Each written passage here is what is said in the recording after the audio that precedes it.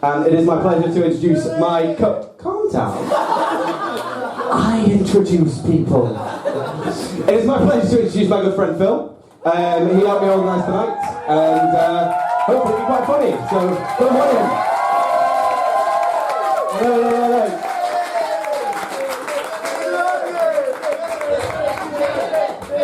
Oh yes, we having a good night? We all enjoying ourselves? Awesome, brilliant. So I was in the SU the other day, and I just made a new discovery. I don't know if people have seen this. Upstairs in one of the rooms is a thing called the Wall of Fear. Has anyone seen this? Which I find fucking belting, because it's the best name for a wall outside of the Harry Potter series. But yeah, on it you're meant to put your fears that you've internalised, you've never quite explained, you've thought scared to tell other people. What is actually on it is the most generic bullshit you have ever seen. Someone has literally put war.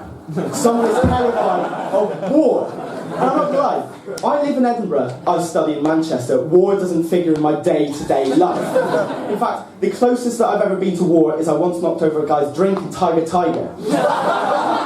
But, world leaders, I know you're watching, we're recording this. If you ever need to solve a conflict situation, just go, oh my god, I'm so fucking sorry, let me buy you another drink. But yeah, there was some, obviously, war ridiculously general. There was also some very specific ones. So, I know we've obviously had the elections, someone had put George Osborne. I get he looks like a slightly melty Alan Carr, but not something that I kind of think of day to day. I don't wake up after a nightmare in reams of sweat going, he's just been so mean to the people of Doncaster.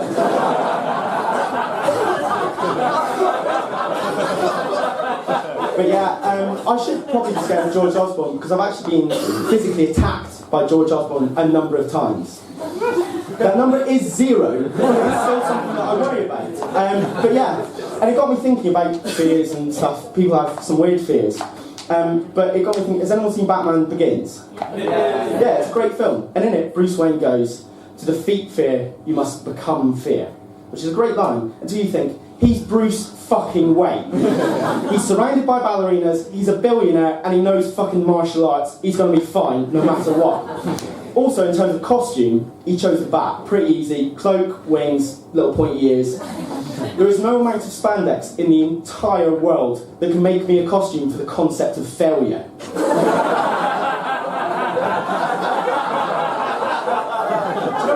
know what I love about that joke? A lot of people are going, there's no amount of spandex in the entire world that can make you a costume. And then also, the people that already know me are going, don't worry Phil, you embody the concept of failure pretty fucking well.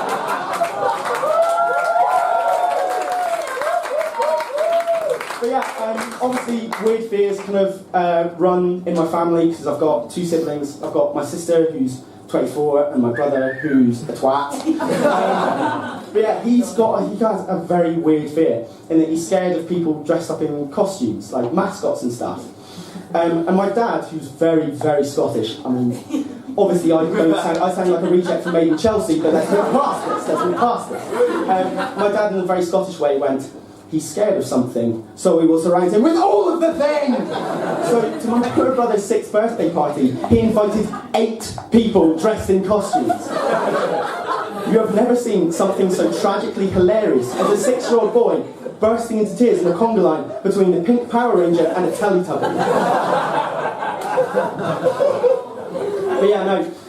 My dad's quite Scottish. He's very conservative because he was actually training to be a Catholic priest, which is a bit weird to tell people nowadays because of the whole touchy fitty. But he obviously, I'm present, the man has had sex. So I'm here. And I asked him, Dad, why did you go on your dream of being a priest? And he was like, well, Phil, this is my Scottish accent.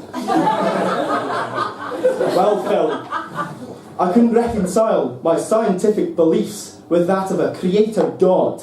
It's like, wow, that's cool, look, we're bonding. We're growing as father and son. It's like, nah, to be honest, I just really like vagina. So that's my dad. I think my dad, bless him, gave up on me being a son when he came into my room. When he came into my room and I was singing along word for word with the Annie soundtrack. literally probably would have been less embarrassing to be caught wanking by it. But yeah, I've had quite a sheltered upbringing, because my dad's obviously quite strictly Catholic, and my mum, bless her, is lovely but quite smothering. And she likes to describe me as an adolescent cat, in that I could probably survive on my own, but somebody should still probably be putting food out for me.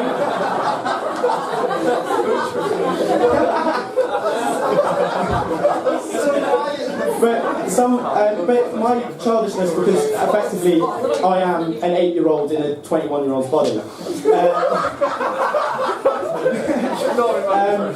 It comes out in slightly odd moments. Like, so, do you know when your mum would put you into the store with a pound coin and go, you need to buy bread and milk, and you'd come back with 9 pieces of pick and mix and a pencil and go, this is exactly what the house needs! I have that every so often. The other week, I was feeling a bit rough, I really needed the toilet, but my house never has toilet roll.